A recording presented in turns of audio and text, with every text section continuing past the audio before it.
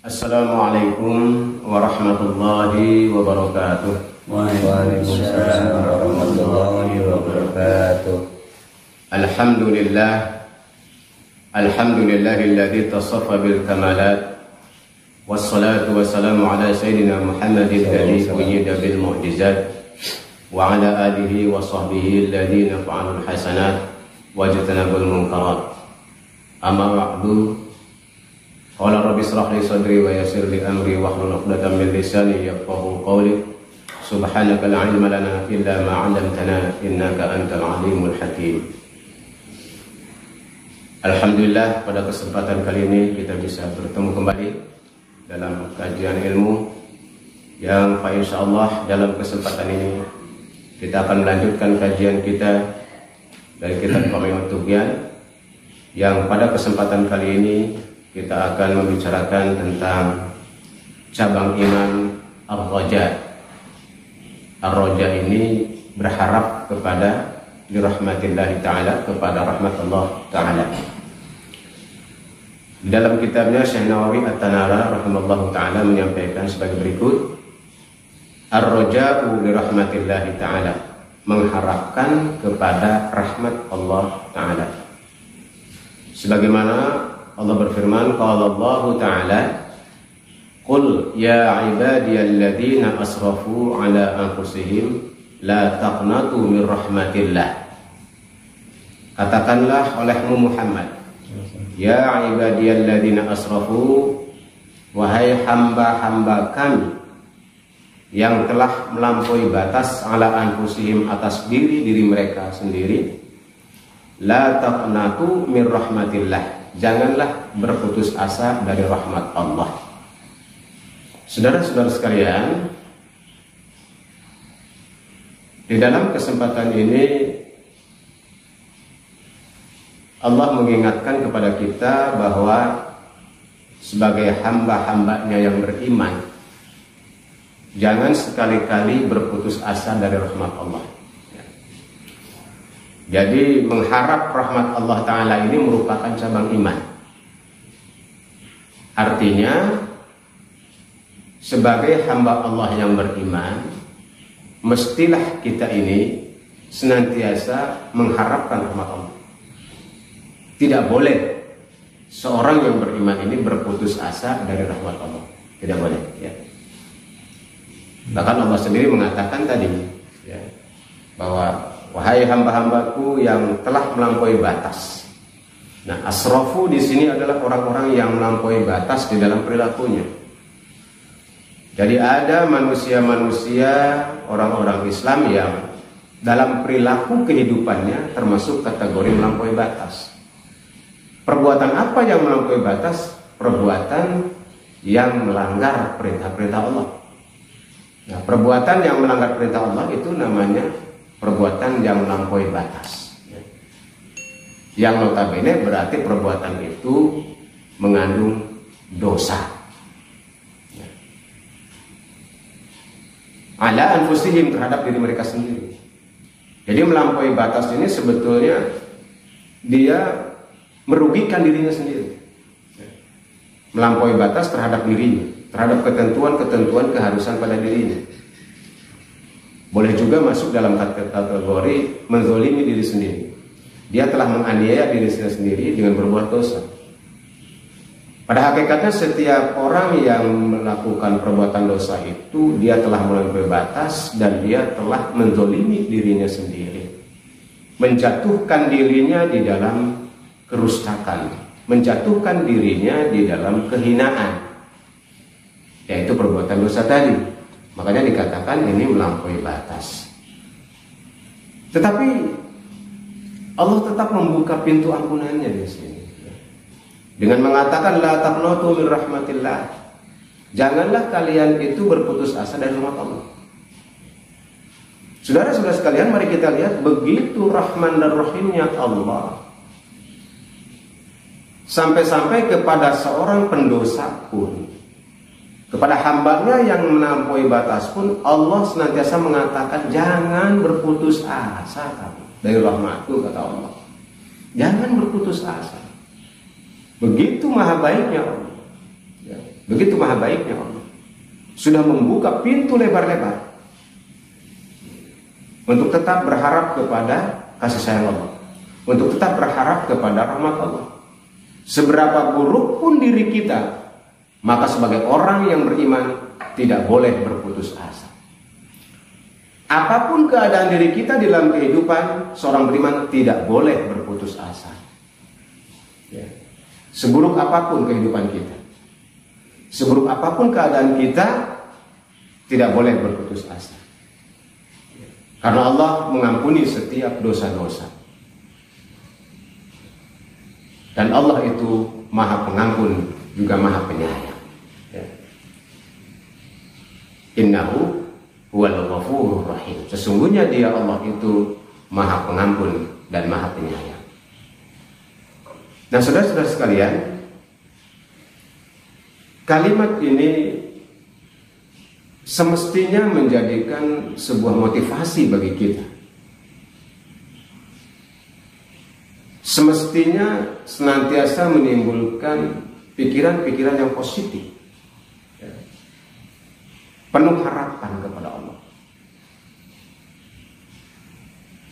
tentang turunnya rahmat Allah, tentang turunnya ampunan dari Allah Subhanahu wa Ta'ala.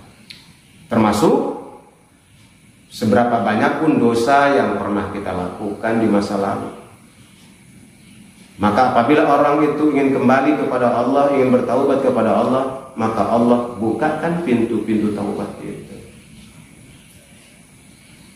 Dan Allah akan ampuni apabila dia betul-betul dalam keadaan taubatan nasuha. Ya. Sebagaimana sabda Rasulullah SAW, qala Rasulullah SAW, al-fajirur raji bi rahmatillahi ta'ala aqrabu ila Allah Ta'ala minal 'abidil muqnid. Kata Nabi, al-fajirur rajid. Al-fajir ini adalah orang yang ceroboh.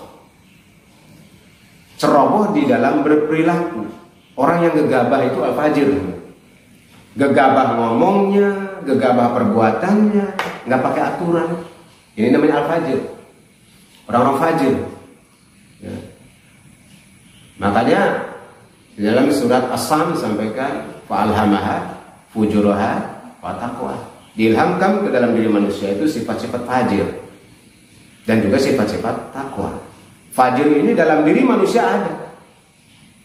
Itu merupakan fitrah manusiawi, bahwa manusia ini kadang-kadang berbuat fajir, berbuat ceroboh, sehingga dia jatuh dalam perbuatan dosa. Tetapi di sisi lain, di dalam diri manusia diilhamkan juga sifat-sifat baik. Sifat-sifat baik, yaitu sifat takwa. Ini dua sisi yang memang ada dalam diri manusia secara fitrah, ditanamkan dalam diri manusia. Dengan arti kata, di dalam diri manusia itu ada sisi baik, ada sisi buruk. Ini manusia.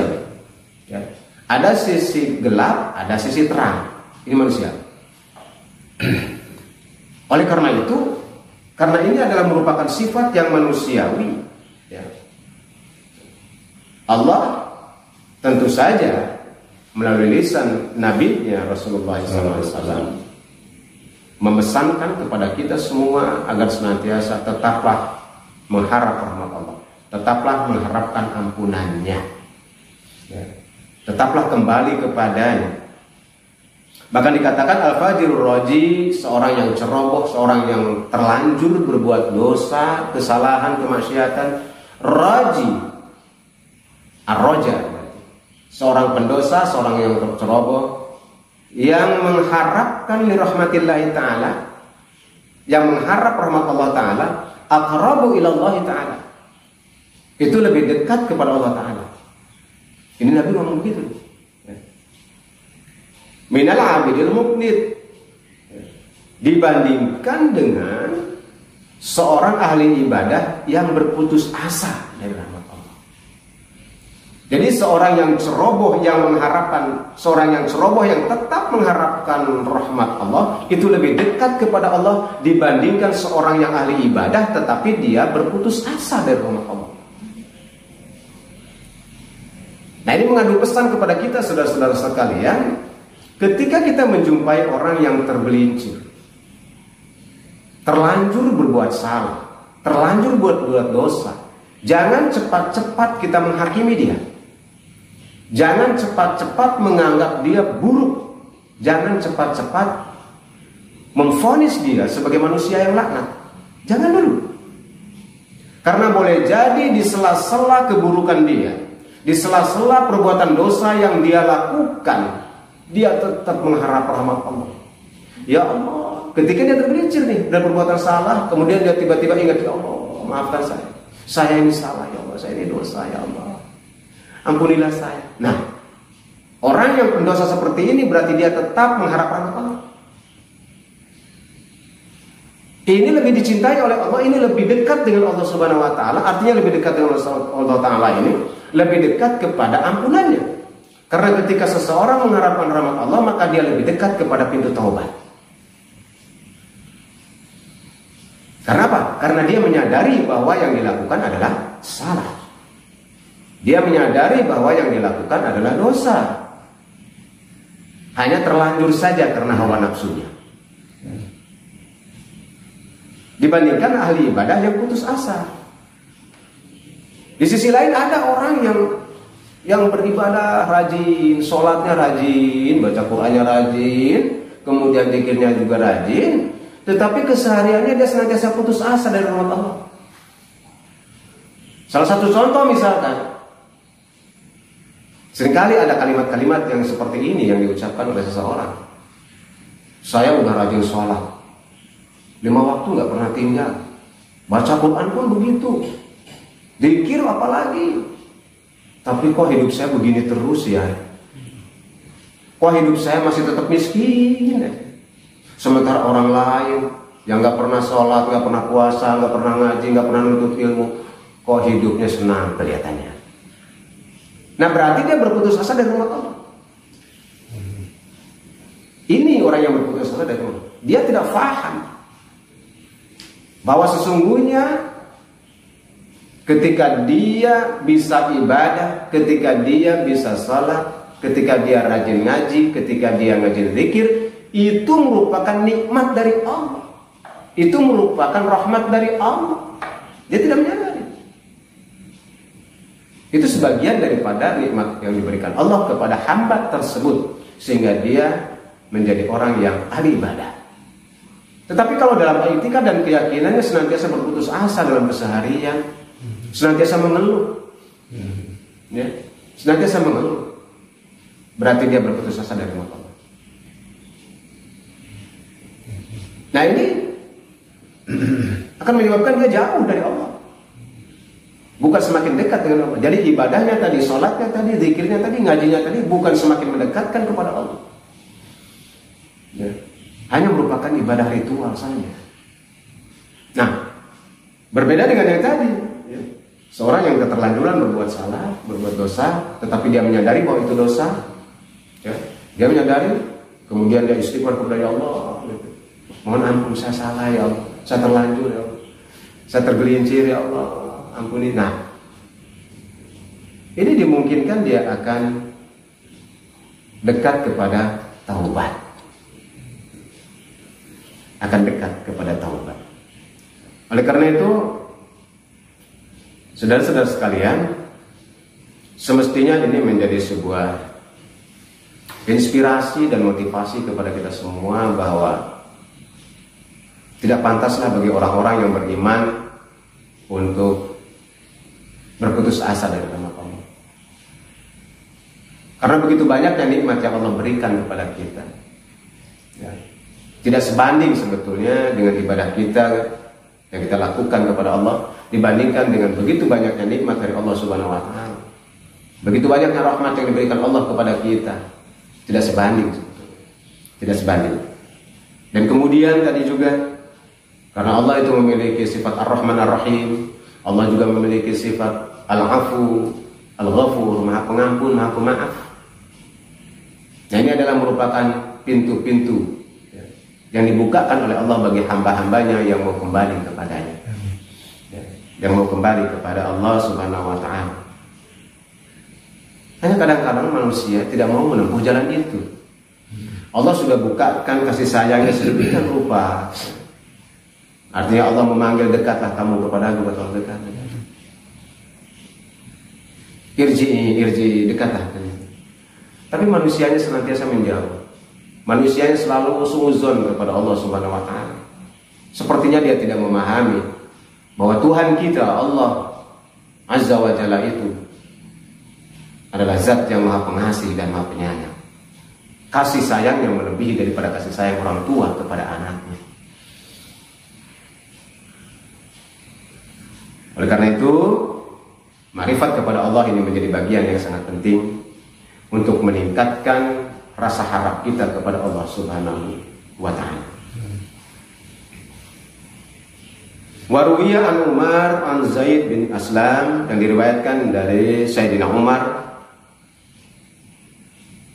dari Zaid bin Aslam, anna rajulan kana fil umamil madiyah, bahwasanya ada seorang laki-laki yang hidup di zaman umat yang sudah lalu, yajtahidu fil ibadah, laki-laki itu bersungguh-sungguh di dalam ibadahnya, wa yusaddidu ala nafsihi, dan dia juga begitu keras untuk melawan hawa nafsunya, wa yaqnutun nasa min rahmatillahi ta'ala, tetapi dia memutuskan manusia, membuat manusia itu berputus asa dari rahmat Allah Ta'ala.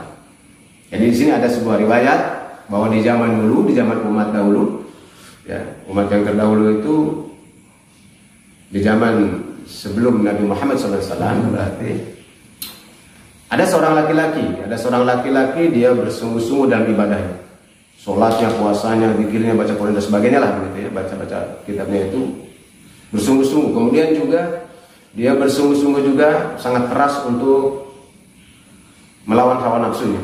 Tetapi di sisi lain dia senantiasa membuat manusia itu putus asa dari rahmat Allah.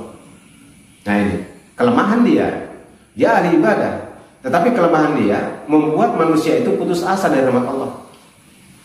Apa contohnya nih? Makanya harus hati-hati nih kepada ahli-ahli ibadah. Orang-orang yang sudah rajin ibadah, hati-hati, jangan sampai ya dalam kesehariannya itu membuat manusia itu putus asa dari rahmat Allah. Contohnya gini, kita melihat ada seseorang yang terlanjur berbuat dosa. Banyaklah yang namanya berbuat dosa itu ya. Ada yang namanya zina, kemudian minum khamar, berjudi, ya. Kemudian apalagi riba dan sebagainya lah, banyak maksiat itu ya, banyak. Nah, ketika dia si ahli ibadah ini melihat orang-orang yang demikian, kemudian dia mengatakan, yang membuat orang yang berdosa itu berputus asa. Misalkan dia mengatakan, kamu maksiat terus kepada Allah, ntar hidupmu susah, ntar kamu nggak dimaafkan sama Allah, ntar kamu masuk neraka. Nah, ini namanya memutuskan rahmat dari Allah. Padahal yang membuat seseorang masuk surga dan masuk neraka itu adalah Allah. Bukan kita yang menjas, bukan kita yang menentukan seseorang masuk surga dan masuk neraka. Diri kita saja tidak tahu nasib kita itu di mana. Hanya Allah yang tahu, kan?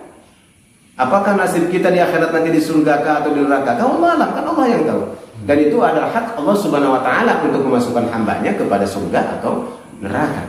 Allah al-adil, Allah yang maha adil. Allah tidak akan pernah keliru di dalam menentukan nasib hamba-hambanya di akhirat nanti. Makanya kita tidak berhak ya, untuk menghakimi seseorang. Nah, yang kemudian orang yang bermaksiat tadi, dia merasa kecewa. Dia merasa, kalau begitu udah deh, berarti saya pendosa nih, kagol nih. Kagol kalau begitulah, tanggung basah dah. kagol basah cemplung sekalian, membuat orang itu makin berputus asa, membuat orang itu semakin tenggelam di dalam maksiat dan dosanya. Atau katakanlah yang paling parah, misalkan ketika kita bertemu dengan seorang pelacur sekalipun, jangan membuat pelacur itu berputus asa dari rahmat Allah. Bahkan sebaiknya katakanlah kepada pelacur itu, wahai hamba Allah, segeralah kembali kepada Allah, bertaubatlah kepada Allah, karena sesungguhnya seberapapun dosa Anda,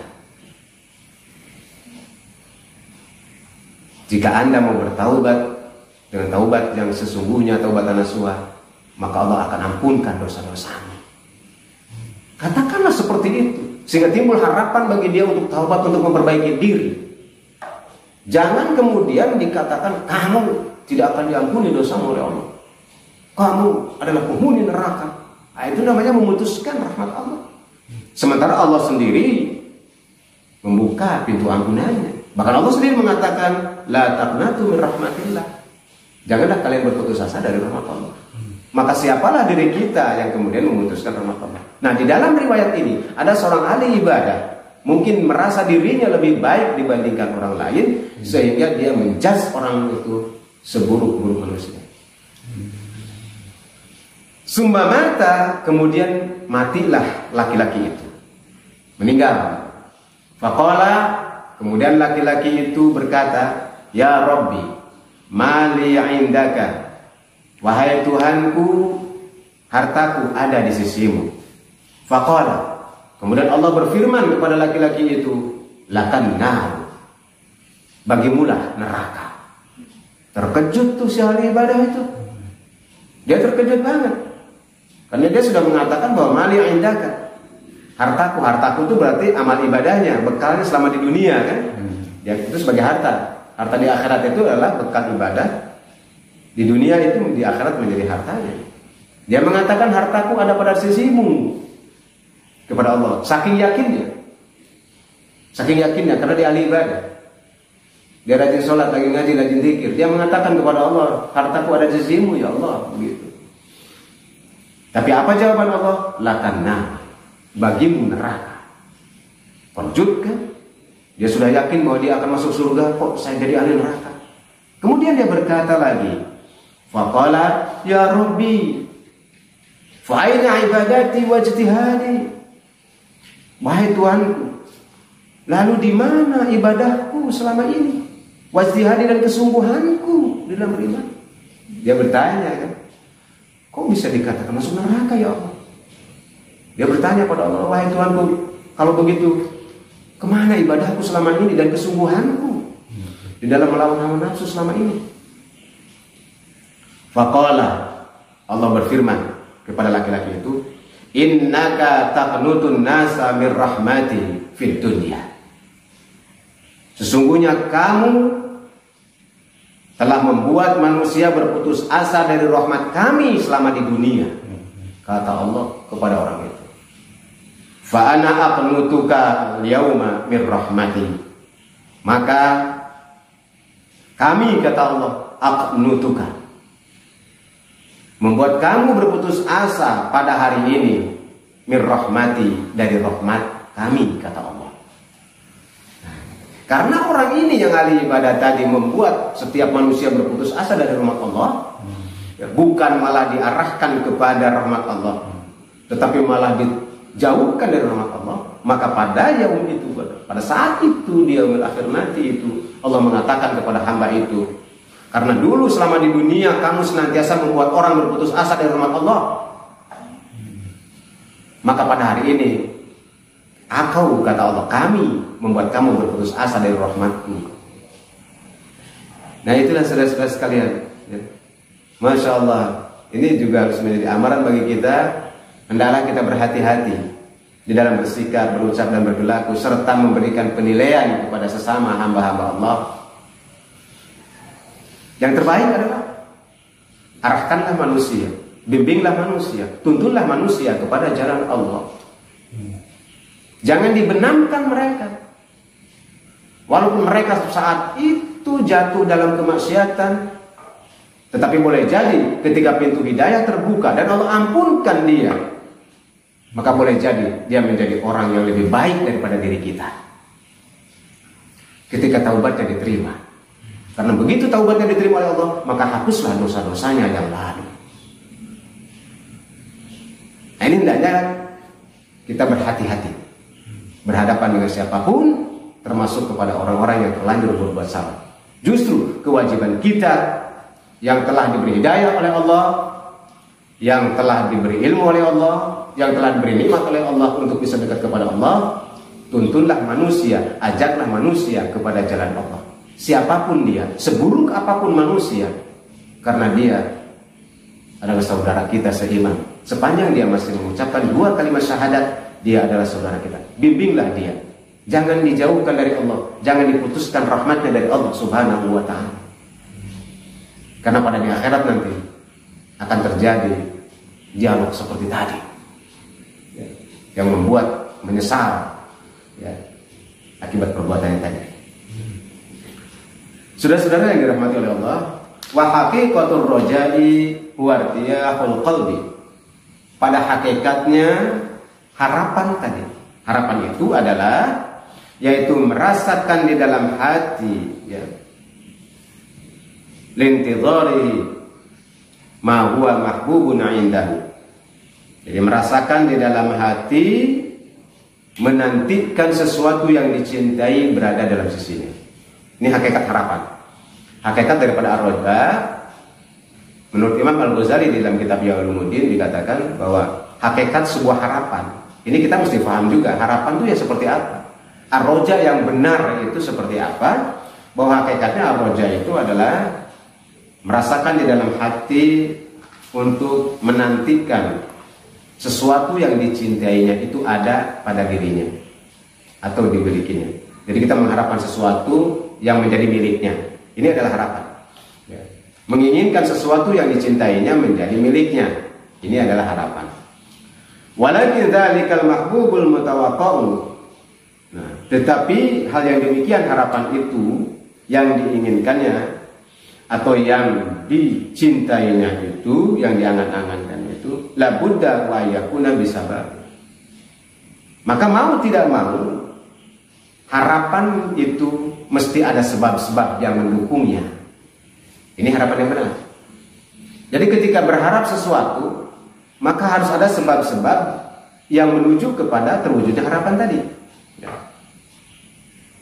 Kenapa demikian? Fa'ili rahmat asbabuhu fahwal gurur wal humqu. Karena apabila rusak sebab-sebabnya, sebab-sebab untuk mencapai harapan itu rusak, fahwal gurur, maka dia tertipu, wal humqu, dan merupakan kebodohan. Artinya kita berharap sesuatu itu harus diiringi dengan sebab-sebabnya. Contoh yang sederhana barangkali, kalau kita berharap kita akan panen padi atau panen buah-buahan, maka apa yang sebab-sebab yang harus kita lakukan? Apa sebab-sebab yang harus kita lakukan contohnya? Kalau kita ingin panen padi, apa? Menanam padi lah. Menanam padi, mencangkul sawah. Dia mencangkul sawah, menggarap sawah, menanam padi, maka harapan punya padinya benar. Tapi seseorang, saya berharap 3 bulan lagi panen padi, tetapi dia tidak mau mencangkul, tidak mau menggarap sawah, tidak mau menanam padi. Nah, inilah yang disebut dengan harapan kosong atau yang tertipu oleh harapannya. Dan termasuk juga wal humqu, artinya merupakan kebodohan. Jadi jangan tertipu harapan itu. Dengan kata lain, apabila kita berharap kita diampuni dosa oleh Allah, maka tempuhlah jalan-jalan menuju ampunan itu, yaitu dengan cara apa? Bertaubat kepada Allah. Itu jalannya. Mudah-mudahan Allah mengampuni, Allah mengampuni, tapi tidak mau bertaubat, tidak mau berhenti dari dosa, gitu. Itu harapan kosong namanya, bahkan tertipu dengan harapannya. Begitu juga kita ingin punya ilmu, maka harus ada sebab-sebab untuk mendapatkan ilmu dengan cara menuntut ilmu, ngaji, hadir di majelis taklim. Gitu. Bagaimana akan dapat ilmu kalau jalan-jalan menuju ilmunya tidak ditempuh? Begitu juga yang lainnya. Kita berharap nanti di akhirat selamat. Bahkan lebih ininya lagi berharap nanti di akhirat masuk surga. Maka tempuhlah di dunia ini jalan-jalan menuju surga. Jangan menempuh jalan menuju neraka. Itulah harapan yang benar. Ya. Tapi menginginkan kita dapat rahmat Allah, menginginkan nanti diampuni oleh Allah, menginginkan selamat di dunia dan di akhirat, tapi jalan-jalan menuju keselamatan tidak ditempuh. Bahkan yang dilalui adalah jalan-jalan menuju kecelakaan. Ini antara harapan dengan kenyataan tidak sesuai. Harapan dengan apa yang dilakukan sebab-sebabnya itu tidak sesuai. Ini yang disebut dengan ghurur, tertipu dalam harapannya. Wa illam takunil asbabu ma'lumatal wujudi. Nah, apabila ya, sebab-sebab itu diketahui keberadaannya, wala ma'lumatal intifa'i, atau tidak diketahui sebab-sebabnya, fa huwa tamani, maka inilah yang disebut dengan penantian. Ya. Jadi kalau kita melakukan sebab-sebab menuju harapan tadi, kita mengetahui sebab-sebab. Contohnya tadi ya, kita menanam buah-buahan, menanam padi, menanam kebaikan, beramal soleh. Maka harapan itu disebut penantian. Kita menanti panen, menanti hasil. Ya, menanti hasil. Ini disebut penantian namanya. Wa idza khutira bi balika mawjudun, dan di mana terlintas di dalam hatinya itu, apa yang terlintas dalam hatinya itu ada fima madha sumya tadakkur. Jadi apa yang terlintas dalam hatinya itu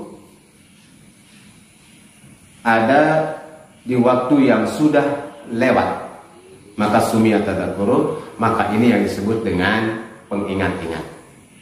Jadi apa yang diinginkannya itu terjadi di masa lalu, maka itu menjadi ingatan bagi kita. Ya. Fa idza khutira bi balika mawjudun fi ma madha sumiyat tadhakkura. Maka apabila harapan itu yang terjadi di masa lalu yang sudah terlewat, maka itu adalah untuk mengingat-ingat sebagai kenangan. Wa in kana ma khutira bi balika mawjudan fil hali, dan apabila yang diangankannya dalam hatinya itu ada di saat sekarang ini, terjadi di sekarang ini, jadi harapannya itu terjadi pada saat sekarang ini, summiya wujdan wa dhauqan wa idrakan, maka itu dikatakan orang itu menemukan dan merasakan harapannya secara nyata pada hari ini. Wa in kana qad khudira bi balika wujudu syai'in,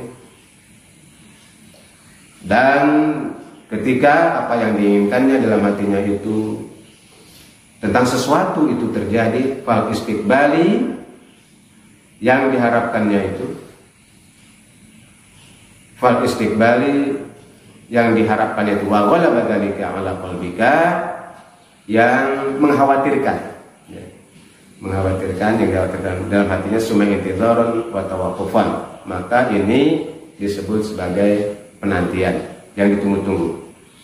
Fa in kana al-muntadhiru makruhan hasala minhu alamun fil qalbi sumya khaufan, dan apabila yang ditunggu-tunggunya itu adalah yang tidak dikehendaki keberadaannya, ini akan membuat hatinya sakit, ya, hatinya tidak enak. Maka inilah yang disebut dengan khaufan, rasa takut, wa isfaqan, dan juga kekhawatiran. Wa in kana mahbuban hasala min intidharihi ladzatu fi qalbihi, dan apabila yang diharapkannya itu hasil, ya, sesuai dengan yang diinginkannya, berbentuk kesenangan, kenikmatan dalam hatinya, wartiyahun, dan kenyamanan, sumia dzalika irtiyaqu raja'an. Dan inilah yang dikatakan dengan harapan yang penuh dengan kebahagiaan. Jadi harapan yang penuh kebahagiaan itu adalah harapan yang menyenangkan hati kita, yang sesuai dengan keinginan kita. Ini yang disebut harapan yang penuh dengan kebahagiaan. Begitu juga harapan di dunia dan di akhirat. Nah, itulah saudara-saudara sekalian hakikat daripada harapan. Oleh karena itu, jangan sampai kita tertipu di dalam berharap kepada rahmat Allah tadi, di dalam berharapnya. Karena ada orang yang mengatakan, nah akhirat kan itu mah gimana nantilah kata di akhirat mah. Nah, kalimat gimana nanti ini itu berarti tertipu. Akibatnya dia tidak melakukan kebaikan selama di dunia. Akibatnya selama di dunia dia tidak mau mendekat kepada Allah.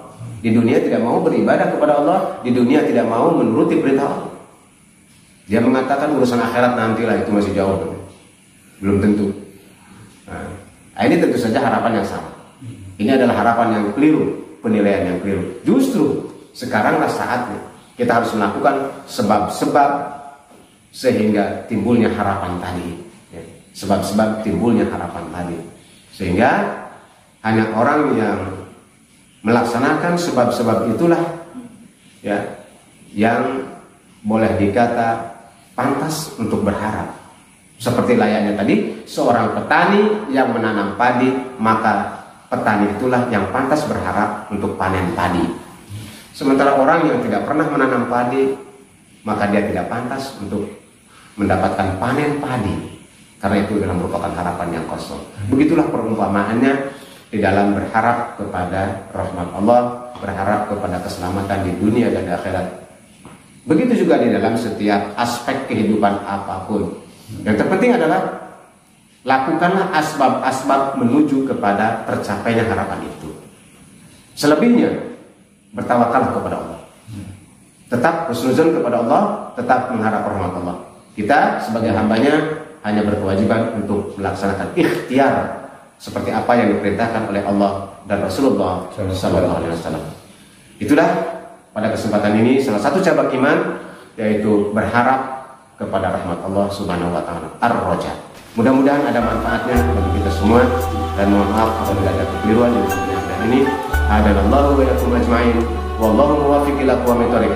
Wassalamualaikum warahmatullahi wabarakatuh. Waalaikumsalam warahmatullahi wabarakatuh.